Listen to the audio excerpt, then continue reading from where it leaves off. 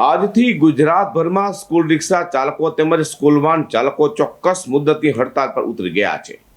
તંત્ર, આરટીઓ તેમજ ટ્રાફિક પોલીસની કામગીરીના વિરોધમાં સ્કૂલ વર્ધી ચાલકો હડતાલ પર ઉતરી ગયા છે, જેને લઈને હજારો વાલીઓ મુશ્કેલીમાં મુકાઈ જવા પામ્યા છે। રાજકોટ અગ્નિકાંડ બાદ રાજ્યભરમાં તંત્ર દ્વારા ફાયર એનઓસી, બીયુસી લઈને મિલકતો સીલ કરાઈ રહી છે, તો સાથે સ્કૂલ રિક્ષા અને વાહન ચાલકો પણ સામે તવાઈ આવી છે।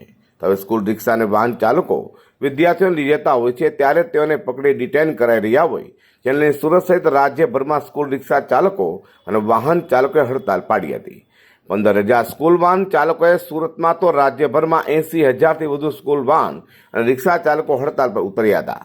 20,000થી 25,000 રૂપિયાના કરે રહેલા દંડને લઈને સ્કૂલ રિક્ષા અને વાહન ચાલકો હડતાલ પર ઉતર્યા છે, જેને લઈને વાલીઓ હેરાન પરેશાન થઈ ગયા છે। મારું નામ મહેન્દ્ર રેવાવાલા છે। એકચ્યુઅલી અમારી હડતાલ નથી, સ્વૈચ્છિક રીતે અમે બંધ પાડેલું છે અને એ બંધ પાડવાનું કારણ જ છે કે પોલીસવાળા અને આરટીઓવાળા જે રીતે અમને લોકોને વધારે પડતા હેરાન કરે છે, હેરાન કરીને બધી રીતે દંડ લાંબો ટૂંકો લેવા માંગે છે, પણ દંડ ભરીએ ક્યાંથી? હજુ તો સ્કૂલ સ્ટાર્ટ થઈ।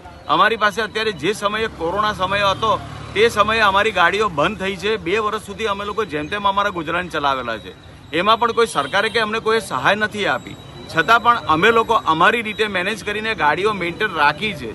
ટેક્સી મેક્સી ગાડીઓ એ લોકો ટાર્ગેટ કરે છે અને ટેક્સી મેક્સી ગાડીઓ જ પકડે છે અને પ્રાઇવેટ ગાડીઓ જે પણ કોઈ છે એ પ્રાઇવેટ ગાડીને એ લોકો દંડ બી આપે છે અને બધું કરે છે અને એમ કહે છે કે તમારી ગાડીમાં 12 જ છોકરા બેસાડો। ભાઈ અમે 12 બેસાડીએ, બાકીના છોકરાનું બર્ડન પેરેન્ટ્સ પર જશે। અમારે એવું નથી કરવું, અમારે તો બધી રીતે બંને બાજુથી એકબીજાના સહકારથી કામ કરવું છે। આ જે શાળા બાળકો લાવવા લઈ જવાનું કામ છે તે અસલમાં ઓરિજિનલ જ્યારે બાલ મંદિરો ચાલતા હતા ત્યારે તેડાગઢ બાઈઓ હતી, તે છોકરાઓને આંગળી પકડીને લઈ જતી હતી। હવે આ આજના આધુનિક જમાનામાં અમે લોકો જે સમય જતા ઇલેક્ટ્રોનિક મીડિયા ને આ બધું, તો અમે લોકો વાનમાં લાવવા માંડ્યા છોકરાઓ। સુરતની અંદર કેટલી વાહનો છે? 20,000થી ઉપર વાહનો છે। હડતાલને પગલે પોતાના બાળકોની જાતે સ્કૂલમાં મૂકવા જવું પડી રહ્યું છે। રિક્ષા અને સ્કૂલ વાહન ચાલકોએ કાયદેસરની પરમિટ ન મળે ત્યાં સુધી હડતાલ ચાલુ રાખવાની ચીમકી પણ ઉચ્ચારી હતી। Bureau report, G10 news.